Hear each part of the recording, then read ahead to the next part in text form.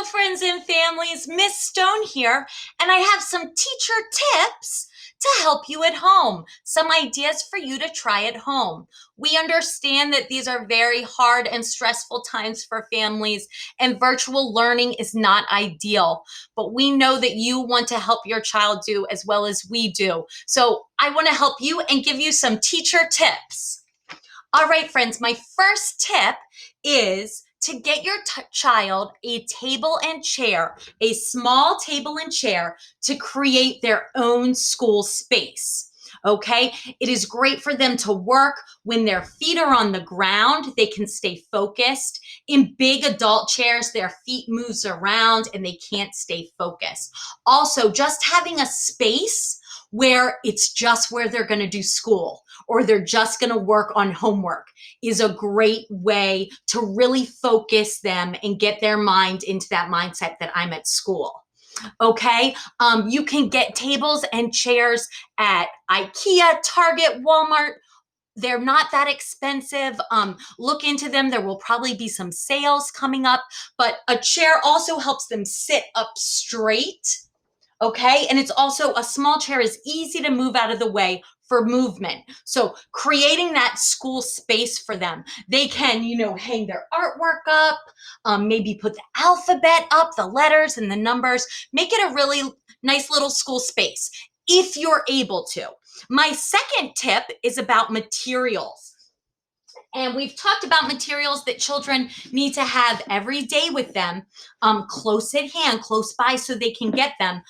We talked about putting them in a bin or a box, which is great if that's working.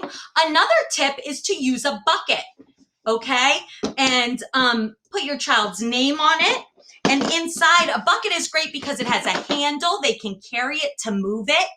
It also is sturdy and you can see kind of everything in there. So when I say, get your crayons, they can grab it. Get your whiteboard, they can grab it easily. So the things that they need to have with them every day are their crayons, Play-Doh, their whiteboard and their marker, their pack of construction paper, their 3 folders that we labeled early on with new school work, completed work, and self-portraits. Their draw and write journal. They also should have gotten in the first material packet 2 spiral notebooks. So 1 spiral notebook. Their math bag that they got in their brown bag. It has their blocks, their dice. Put your lids in there, your counter lids, number cards 1 through 5. Okay, all those math things, and you can keep them right in the bag. And in their pencil case, their colored pencils, their pencil, extra expo markers, their scissors, and glue sticks. Okay, so all those things could go into their bucket, and it should be close by them when we're at school so they have everything with them. Reminder that just adults go through the brown bags to find things that children need, okay? So your child can go through this and get things out. These materials they should have every day, but the things that I ask you to bring, adults, make sure you're going through their brown bag, okay?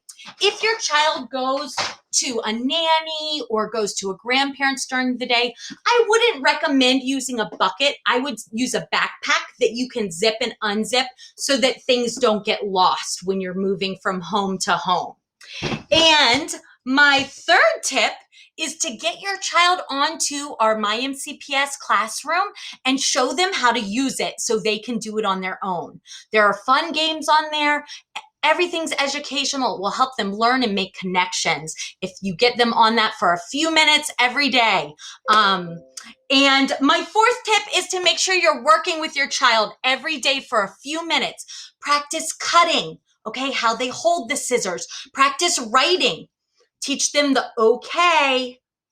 Okay, these are all things we would be doing at school all day, but we don't have them all day. So please make sure you're working with your child a little bit each day. It doesn't take very long. Thank you so much, families. That was my teacher tips.